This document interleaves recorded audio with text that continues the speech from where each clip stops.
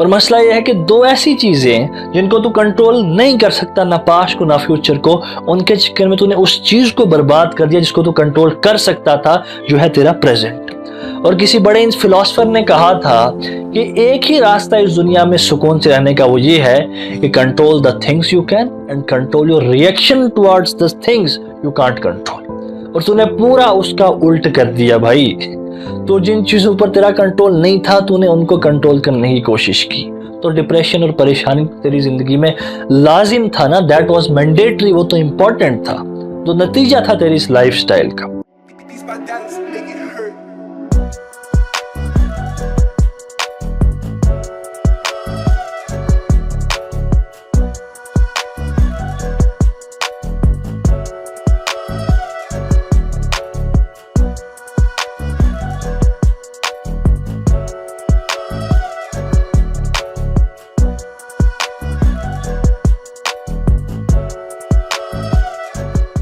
WHO की reports ये कहती हैं कि हिंदुस्तान एक ऐसा देश है कि जिसमें सबसे ज्यादा डिप्रेशन के मरीज हैं। रिपोर्ट्स ये कहती हैं कि अगर हिंदुस्तान में तुम 3 बंदे उठाओ तो उसमें से एक इंसान ऐसा है जो डिप्रेशन का शिकार है।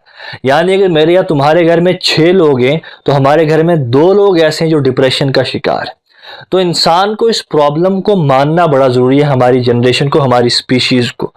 जब एक बिल्ली एक खरगोश के नहीं, एक कबूतर के इतना पास आ जाती है और कबूतर को ये लगता है कि अब मेरा बचना बड़ा मुश्किल है, बड़ा नामुमकिन है, तो वो करता ये है कि वो अपनी आंखें बंद कर लेता है।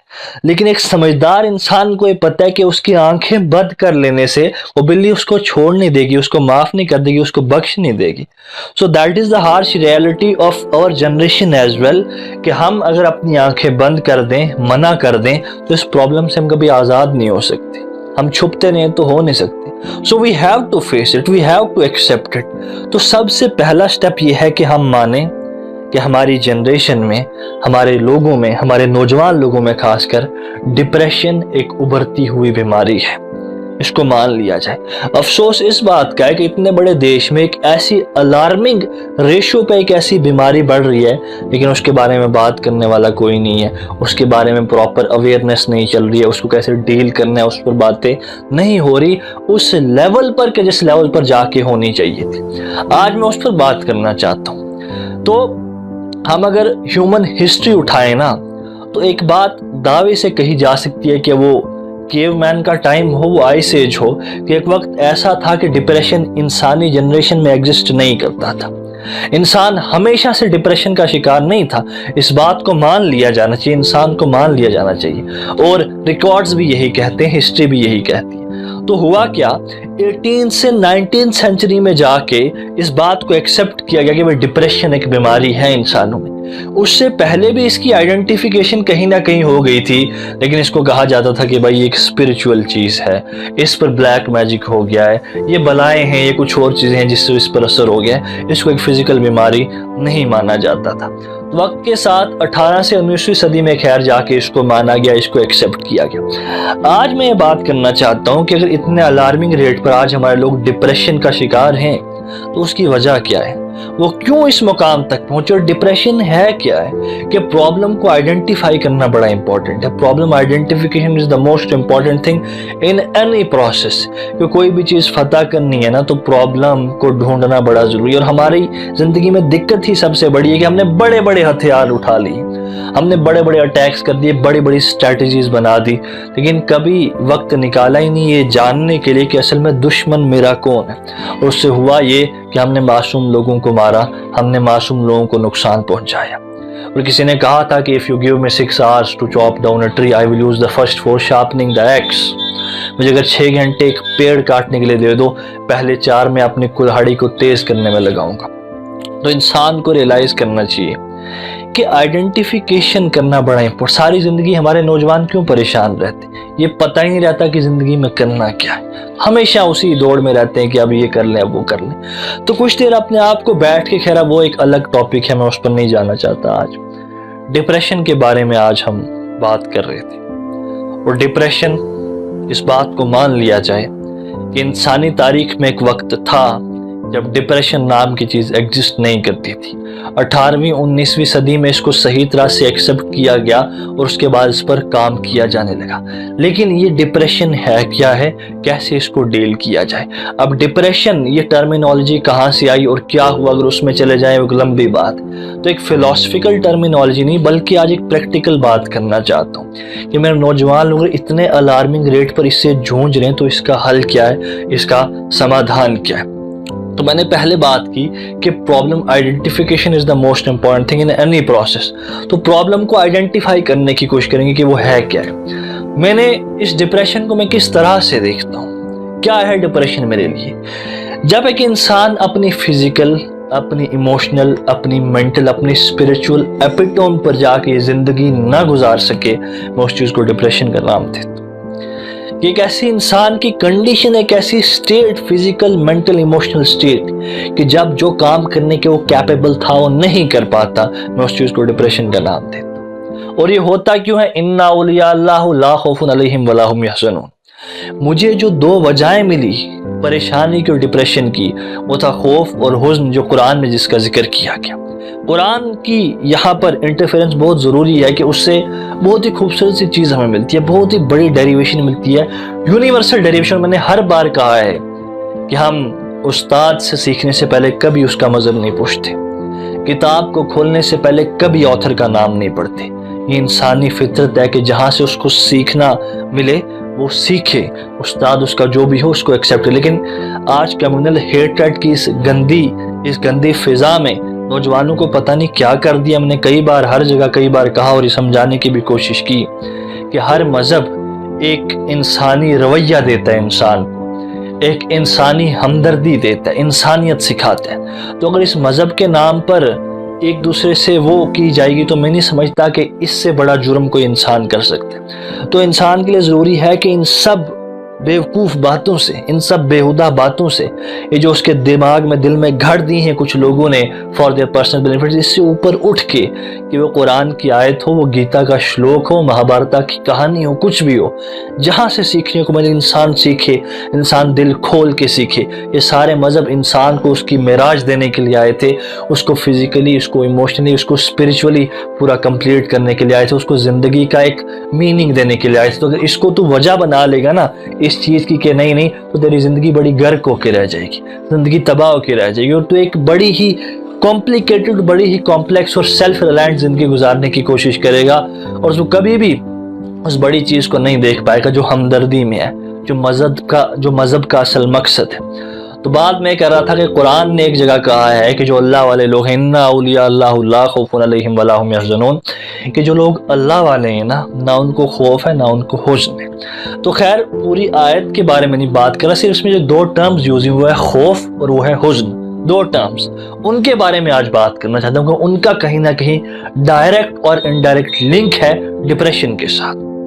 खौफ क्या होता है, जिसको हम कहते हैं डर, जिसको हम कहते हैं फेयर होता है किसी आने वाली चीज को लेके। कल मेरा एक्सीडेंट ना हो जाए, 1 महीने बाद मेरा जॉब का इंटरव्यू है, मेरी उसमें सिलेक्शन होगी या नहीं होगी, अगर नहीं होगी तो क्या होगा। अच्छा, ये मेरा करीबी दोस्त, मेरे घर वाला, ये कोई बीमार है, ऐसा कहीं उसको ज्यादा सीरियस कुछ ना हो जाए, आगे पता नहीं क्या होगा, ये क्या होगा। तो जो फेयर होता है ना, डर, वो आने वाली चीज का होता है। और दूसरा कहा हुज़्न, सैडनेस, परेशानी इंसान को गुजरे हुए वक्त से होती है। कोई ऐसा हादसा, कोई ऐसा सदमा, किसी का इस दुनिया को छोड़ जाना, किसी का इस दुनिया से गुजर जाना, तो इंसान जब भी उन हादसों को याद करता है ना, तो एक दिल से लहर उठती है, दिल से ना एक वो दिल कांप उठता है, दिल लरस जाता है कि यार वो हुआ क्या था मेरे साथ।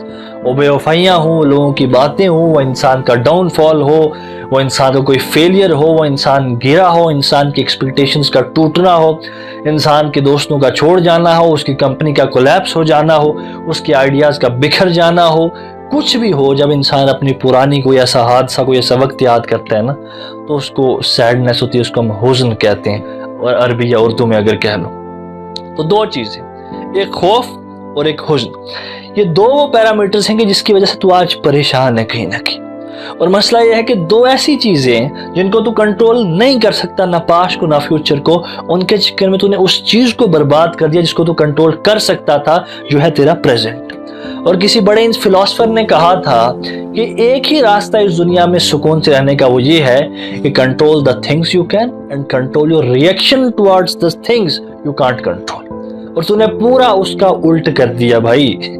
तो जिन चीजों पर तेरा कंट्रोल नहीं था, तूने उनको कंट्रोल करने की कोशिश की, तो डिप्रेशन और परेशानी तेरी जिंदगी में लाजिम था ना, दैट वाज मैंडेटरी, वो तो इंपॉर्टेंट था, जो नतीजा था तेरी इस लाइफस्टाइल का।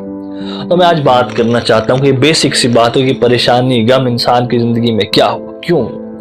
तो एक कल को आने वाला वक्त है, उसकी वजह से कोई परेशानी है गुजरे वक्त में हुआ, या उसकी वजह से कुछ प्रेजेंट में कोई हालात है, उसको भी इंक्लूड अगर कर दिया जाए, तो आज आके नेट रिजल्ट हमारे पास ही आया कि इंसान जब अनस्टेबल है, इंसान जब परेशान है, इंसान अपनी पूरी पोटेंशियल पर काम नहीं कर पा रहा, ठीक है। कुछ साइंस की बातें भी दो चार यहाँ पर जोड़ लो तो भाई, खाना नहीं पूरी तरह खाया जाता, सोया नहीं जाता पूरी तरह, अच्छा लोगों से घुला मिला नहीं जाता, अच्छा ज्यादा देर पॉजिटिव नहीं रहा जाता, ये सब चीजें साइंस को भी मिला लो। चलो कुछ लोग क्योंकि यहाँ पर वो भी बैठे हैं सुनने वाले, वो सोचते होंगे साइंटिफिक बात का है, ये तो खाली हवाई बातें, साइंटिफिक बातें कहा है। लेकिन इंसान की मिराज, इंसान का माइंडसेट इतनी बड़ी चीज है कि इसने ऐसी चीजों को अकम्प्लिश किया है, हिस्ट्री उठा के देखो, जिनको साइंस एक्सेप्ट नहीं करती थी। साइंस बड़े मुद्दत के बाद वहां पर पहुंची है। तो साइंस जब इंसान की खुद की क्रिएशन है, उस पर क्या डिपेंडेंट। कुछ लोग यहाँ पर ऐसे हैं जो प्रैक्टिकलिटीज पर इतना बिलीफ डाला हुआ है उन्होंने, वो किसी और चीज पर यकीन रखते ही नहीं। लेकिन मैं आज बताना चाहता हूँ उनको, अगर साइंस पर, मैथ्स पर इतना यकीन डाला जाए तो इंसान परेशान हो जाएगा। ये भी आज बताना चाहता हूँ कि साइंस और मैथ पर हमेशा डिपेंड नहीं किया जा सकता।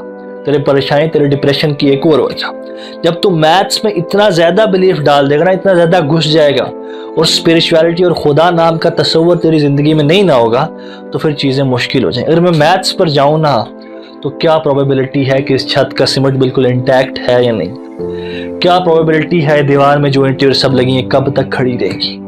मैथ्स पर अगर जाऊं, मैथ्स पर जाऊं तो मकान कभी भी गिर सकता है, मैथ्स पर जाऊं तो मेरा बाहर एक्सीडेंट भी हो सकता है। प्रोबेबिलिटी क्या है? तो अगर मैथ्स पर जाऊं ना, तो परेशानी और डिप्रेशन मेरा पीछा नहीं छोड़ेगी। तो एक गम हो गया, हुज़्न हो गया, एक फ्यूचर का डर हो गया, एक मैथ्स और प्रोबेबिलिटीज हो गई, और काफी सारी चीजें सारी उठा लो, पता है चला कुछ ऐसी चीजें हैं जो इंसान को परेशान कर देती हैं, और वो इंसान को ले जाती हैं एक ऐसे स्टेज की तरफ कि जहां पर इंसान प्रॉपरली परफॉर्म नहीं कर सकता अपने फुल पोटेंशियल पर जाके, जिसको हम नाम देते हैं डिप्रेशन का। ठीक है, अब इसका हल क्या है, इसका समाधान क्या है? इसका समाधान अगर नॉर्मली बात करो ना, जो तुझे हर जगह मिल जाएगा, और ये बड़े आसान सी चीजें, एस्केप ढूंढ लेना भाई। जा बाहर दोस्तों के साथ मूवी शूवीज देख ले, नॉर्मल हो जाएगा। जा बाहर ऐसे माहौल में गाड़ी निकाल कहीं बाहर जा, गाने वाले लगा, ठीक हो जाएगा। किसी होटल, किसी रेस्टोरेंट में जा, बैठ वहां पर, बिल विल फाड़, दोस्तों को बुला, हो जाएगा। और आजकल के माहौल में तो काफी सारी चीजें हैं ना, कुछ भी कर जा, निकल जाएगा इससे। जा शराबें उठा, सिगरेटें धुएं उड़ा, ठीक हो जाएगा। ठीक है ना। और साइंस भी और ये लोग भी, ये मेंटोर्स भी आजकल के यही कहते हैं, stay in a positive company, have some good food, have some coffee with some positive man, have this, do this, have this, do this. ठीक है, लेकिन मैं आज तेरे को एक बच्चे की तरह नहीं यहाँ पर डील करना चाहता। I am talking to you as a full grown man, and I consider you as a full grown man. कि तेरी जिंदगी में जहां तेरे सर पर हजारों जिम्मेदारियां हैं, तेरे पास लिमिटेड टाइम है, 50-60 साल की तेरे पास जिंदगी है, उसमें माँ बाप घर वाले बुढ़ापे की तरफ जा रहे हैं, बीमारियां सर नहीं छोड़ रही, एक्सीडेंट्स, इकोनॉमिक क्राइसिस आ रहे हैं, घर की हालात बुरी है, 10 चीजें और हैं, कंपटीशन बढ़ता जा रहा है। इन सब के चलते जहां तेरा जिंदगी का गोल कुछ और होना चाहिए था कि मैं अपना 1 सेकंड भी बर्बाद नहीं कर सकता, मैं क्या फील कर रहा हूं मुझे उससे फर्क नहीं पड़ता, तू यहां पर आके ये कहता है कि मुझे डिप्रेशन है। क्या अपने आप में जलालत नहीं है? क्या अपने आप में तेरी वीकनेस की निशानी नहीं है? क्या अपने आप में तेरी अपने आप की ये बेइज्जती नहीं है? क्या अपने आप में तेरे इस पोटेंशियल की इंसल्ट नहीं है जो ऊपर वाले ने तुझे दिया? क्या अपने आप में उस वक्त की बेइज्जती नहीं है जो तेरे पास है? अपने आप से जरा पूछना। कि तुझे एस्केप तो ये सारी दुनिया दे देगी, ये सिंपैथी तो तुझे सारी दुनिया दे देगी ना। वो दोस्त हूँ, लोग हूँ, घर वाले हूँ, अरे हो जाएगा ठीक, ये है, बच्चा है, फलाना है, ढमकाना है। लेकिन मैं आज तेरे से तेरी आंख में आंख डाल के बात करना चाहता हूँ, क्या हुआ? कब तक ये सिंपैथी, कब तक ये काइंडनेस, कब तक ये लोगों के सहारे, कब तक ये लोगों के शोल्डर्स, कब तक वो झूठी बातें, कब तक वो झूठे सहारे? तू खड़ा नहीं होगा? मैं आज तेरे को बताना चाहता हूँ कि डिप्रेशन से कैसे उन लोगों ने डील किया। कि अलेक्जेंडर पूरी दुनिया को फतह करने के लिए घर से निकला था। बड़े बड़े राजा महाराजा, बड़े बड़े वॉरियर, जिंदगी में ऐसे वक्त कई बार आए कि बस था ये जंग में शायद मैं हार जाऊंगा, मेरी आर्मी चलेगी, मेरा सब चला गया, मेरी सल्तनत, मेरा एम्पायर खत्म हो जाएगा, मेरी जंग ये शायद आखिरी। इस दुनिया के पूरे पूरे इवल सिस्टम को लोगों ने आके चैलेंज किया। इवल सिस्टम बहुत पावरफुल था, खड़े हो गए सामने, तुम्हें मार देंगे। तो लोगों के दिलों में हमेशा ये था, जो बड़े बड़े लोग थे, कि मेरे को तो कभी भी मार दिया जाएगा, मुझे कभी भी अटैक कर दिया जाएगा, मेरी फैमिली को कभी भी तबाह कर दिया जाएगा, मेरे उस पूरे एम्पायर को कभी भी खत्म कर दिया जाएगा। उनको डिप्रेशन नहीं था, उनको परेशानी नहीं थी, उन्होंने फेस नहीं किया। उसके बाद यहां तक पहुंचने में तेरी एक पूरी नस्ल थी तेरे पीछे, तेरी जनरेशन थी तेरे पीछे, तेरी जनरेशन बड़ी बड़ी जंगे करके वो स्टोन एज से लेकर आज तक करते करते तेरे को पैदा किया यहां तक। उनका यहां तक पहुंचना, तुझे पहुंचाना, सर्वाइवल करना क्या वो आसान था? मैं आज तुझसे एक नई बात करना चाहता हूँ। तुझे डिप्रेशन का इलाज मिल जाएगा, आराम से बाहर जा, घूम ले, हो जाएगा नॉर्मल। लेकिन मैं आज एक आंखों में आंखें डाल के बात करना चाहता हूँ। डिप्रेशन के दो स्टेजेस। पहला वो डिप्रेशन तुझे तबाह कर दे, तुझे परेशान कर दे, तुझे मजबूर कर दे, तुझे सुसाइडल बना दे, तुझे कहे बस दुनिया खत्म होगी। लेकिन वो डिप्रेशन जिसने तुझे मजबूर किया कि तू सोचे अपनी एग्जिस्टेंस के बारे में, वो तो ऊपर वाले की एक बहुत बड़ी नियामत है। अगर जो तेरी परेशानी ये तुझे पूछने पर मजबूर करती है कि भाई अभी तक तूने बनाया क्या है, अभी तक जिंदगी में किया क्या है। मौत रोज आके दरवाजा खटखटाती है, मौत रोज आके मुस्कुराती है मेरा मुंह देख के, अच्छा तेरा वक्त भी आने वाला है। मेरे माँ बाप, मेरे घर, मेरी फैमिली, मेरी सल्तनत, मेरे ख्वाब, मेरा एम्पायर, मेरा थॉट्स, मेरा विजन, मेरी लेगेसी, मेरे कंधों पर वो जिम्मेदारी मेरे एंसेस्टर्स की, मेरे कंधों पर वो जिम्मेदारी जो आने वाली नस्लें उनकी। तो कैसे अपने वक्त को बर्बाद कर सकता हूँ उन फजूल चीजों पर? डिप्रेशन, एंजाइटी, प्यार, मोहब्बत, फलाना ढमकाना। आज तुझसे पूछना, तुझे एक बड़ा सोच देना चाहता हूँ, आज तुझे एक बड़ा ख्वाब देना चाहता हूँ। जवाब तुझे सब देंगे यहाँ पर। आज तुझे कुछ सवाल देना चाहता हूँ। कामयाबी के हौसले तुझे सब देंगे। आज तुझे नाकामयाबी की बातें सुनाना चाहता हूँ। जिस हिसाब से तू चल रहा है, इतना वीक हो गया है भाई, ऐसी चीजें नहीं चलती दुनिया में। कुछ बड़ा नहीं बनाया जाता ऐसा। शायद तेरे पास अभी वक्त ना हो, शायद मेरे पास वक्त ना हो। एक बात अपने दिमाग में डाल दे कि बड़ी बड़ी जंगें ली थी हमारे बड़ों ने। हिस्ट्री उठा, हमारा इंसानी पोटेंशियल क्या तुझे पता चले कि तारीख में क्या किया हुआ इंसानों के साथ, इंसान मर्दों के साथ, कैसे उन्होंने डील किया है। वो सवाल लेके तारीख की उन कहानियों में घुस, जाके तुझे जवाब मिलेगा। फिर उनकी जिंदगी से अपनी जिंदगी कंपेयर करना और फिर शीशे को देखना। तुझे शर्म अगर अपने आप पर ना आए तो मुझे कहना। डिप्रेशन, एंजाइटी, इतनी सेफ जिंदगी है, सुबह उठना है, छोटी सी पढ़ाइयां हैं, वो है, ये है। हम तो उस वक्त से भी उठ के आए ना, क्या कोई पता नहीं था कौन सा तीर छाती मेरा छील दे, कौन सा तीर मेरी कमर छील दे, कौन सा बम जो है मेरी पूरी नस्ल उड़ा दे, पूरा शहर उड़ा दे, कौन सा फाइटर आके मेरा कुछ बिगाड़ दे, कुछ भी हो जाए। हम तो वहां से उठ के आए ना। हमने सिस्टम्स को भी चैलेंज किया, हमने रिवायतों को भी बदला, हमने कल्चर को भी बदला, हम बड़े से बड़े जालिम के आगे खड़े भी हुए, हमने मुल्क के मुल्क आज़ाद भी करवाए। हम वो है ना। आज तो आके मेरे को ये कहता है इतने पॉजिटिव माहौल में ये डिप्रेशन, तो अपनी एग्जिस्टेंस को क्वेश्चन करना, अपनी परवरिश को क्वेश्चन करना, अपनी अपब्रिंगिंग को क्वेश्चन करना, अपने आप को क्वेश्चन करना कि मैं कितना कमजोर हूं, मैं कितना बुज़दिल हूं, मैं कितना वीक हूं, और मेरे ख्वाब क्या है। ख्वाब बड़े बड़े मैं देखता हूं। तो अपने आप को आज रियलाइज करवा कि तो अगर डिप्रेस या परेशान ना, तेरी जिम्मेदारी है, और अपने आप को ठीक करना तेरी जिम्मेदारी है। तो कितना डिप्रेस था, कितना परेशान था, कितना बीमार था, इससे दुनिया को नहीं फर्क पड़ता। कल को जब तुम मर जाएगा ना, हिस्ट्री में बिल्कुल नहीं लिखा जाएगा कि फलाने जनाब इसलिए नहीं कामयाब हो सके कि ये बीमार थे, कि ये डिप्रेस थे, या दुनिया से तबाह हो गया, खत्म हो गया। एक और फजूल आदमी था जो कुछ देर दुनिया पर आया और चला गया, यहाँ से खाक से खाक बन गया।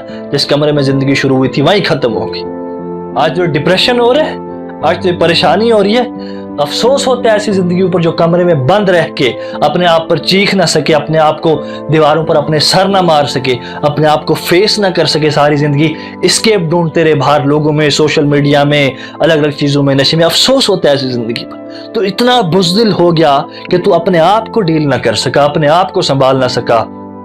क्या फैमिलियां चलाती, मुझे आज लोग कहते हैं फैमिलियां टूट रही हैं, सुनता हूं रोज घर टूट के। अरे ये बुज़दिल इंसान जो अपने आप को ना संभाल सका, 20 साल एस्केप ढूंढता रहा इधर उधर, इसने क्या फैमिलियां चलाई, इसने क्या बच्चों की परवरिश करनी थी। तो भाई छोड़ उन सब चीजों को, अपने आप पर कुछ देर काम कर, बंद कर अपने आप को एक कमरे में, अपने आप से पूछ क्या मसला है तेरा, क्यों परेशान है, कहां से डिप्रेशन आया, क्या बनाया है दुनिया में, वक्त कहां गुजारता रहा।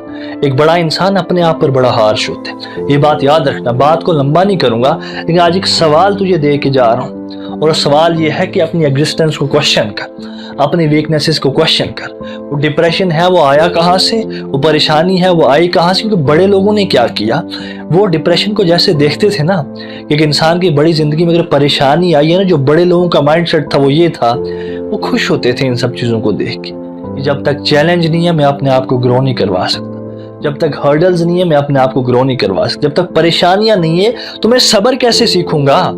कि जब बड़े बड़े राजा महाराजा को परेशानी आती है, अपने आप को बंद कर देते जाके।